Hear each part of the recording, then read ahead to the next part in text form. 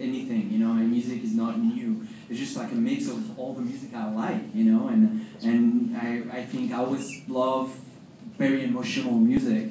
I listen to a lot of classical stuff, a lot of like music from the 80s, from the 70s. So I think it's a mix of all of that, you know. Yeah, since I'm 17 years old, I'm trying to craft my sound as much as possible, you know. And it's wonderful to work with amazing artists. I have the possibility to work with tons of like mixers and producers on my album, yes, so I feel very lucky. Yeah. You were 17 when you started crafting your sound, but how old were you, if you remember, when music became something very powerful to you? Like maybe, I don't know, as a young boy with your family, a song that reminds you of that time in your life. The first time you stood up and paid attention to music. I was very young. I mean, I started... Probably in your mommy's belly? Probably. She was listening to crappy music, so...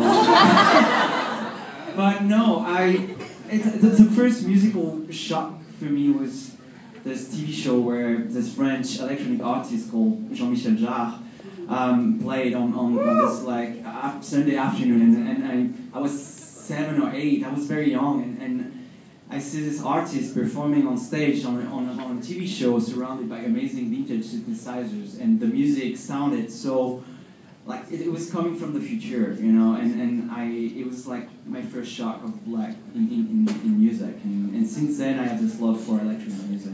When you write music, do you because oftentimes when I'm listening to your music, it paints pictures in my head, which is what I love so very much. It creates landscapes inside my head. So when you're writing music, is it something that, yeah, do you see pictures of what you want things to sound like, if that makes sense? Yeah, I smoke a lot of crack, and I see tons of pictures in my head. No, speaking of though, we'll get to it, but there's a song on the new album, the Little Frog song, which I can't pronounce. It's got the French title. It means Tell Me a Story. What? You need to explain that to us. We all listened to it and we're like, are we supposed to smoke something now? It's up to you. Yes, let's do. We have arrived at your 6th album, 10 years after the self-titled one came out, Hurry Up, We're Dreaming, and it's a double disc with a really cool story behind it, starting with the cover art, which has the brother and the sister. I would like for you to let them know the story behind it so that I don't ruin anything. Well, I mean, this album is a whole, you know, it's an homage. It's like a tribute to my childhood and my teenage years as well, and you know, I feel like I had the best childhood ever, and thanks to my parents. But this album is for them, you know, and my brother was like my best friend as well. And for me, you know, the only way I found to reconnect with this, with my past, is to write about this period of my life and to talk about it in my music, you know. And music is the only way for me to reconnect with my past. And I don't know, I just had the best time when I was a kid, and I just wanted to write about this. Are you having a good time now? Yeah, wonderful. Tons of amazing people. So, before you started writing this record, the latest one, where were you living? I moved to LA 2 years ago when I started at the moment I moved to LA. Do you love it here, and have you tried In-N-Out Burger? My friend Stryker, who's actually on the air right now, he wanted me to ask you if you've tried Fat Burger and In-N-Out Burger, and if so, which do you like better? I tried In-N-Out. I love it. In-N-Out is pretty much like the best thing ever. I didn't try Fat Burger. After you leave Coachella, after giving your heart and soul, you're going to want In-N-Out Burger. And you can probably have it delivered to your trailer. I mean, you're that cool. I have one more question from the audience for you.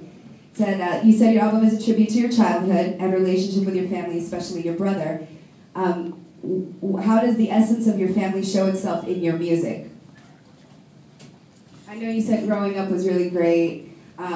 Well, I don't know. My family is a huge inspiration to me. You know, I'm a big family guy, and when I was living in the south of France, it was like Wednesday for lunch I was eating with my grandparents, and the Saturday with my other grandparents, and all the family was reunited, and so I feel like being away from all of them, my friends, my family, it's just like, yeah, it's for me a way to like do something for myself, but also like to reconnect with them with like throughout my music. Yeah. Now you're from the south of France? Yes, I am. I haven't been a lot of places there, but I went on vacation to Biarritz. Yeah, southwest. Yes, it France. was the most beautiful thing, and I know where you grew up, they have like 48 beaches on the coastline, so I just wanted you to know that all comes out in the music. Every time we hear M83, it takes us away to another place. It's a wonderful feeling. Thank you so much. I mean, that's why I'm making music, you know. So. You toured with Kings of Leon, The Killers, Depeche. They're all incredible bands, but have you connected with one of those bands the most, and what have you learned from touring with bands like that? We learned so much, you know, touring with these massive bands in like big arenas, and when you're such like an indie small band like us at the time, and Morgan and Noik were already playing in the band, and it was amazing, you know, like seeing them perform every night in front of like thousands of people. It was a truly like life-changing experience. Were you guys ever, all of you, were any of you frightened of performing live, or does it come naturally? Regan, do you want to answer this question? Yeah, answer.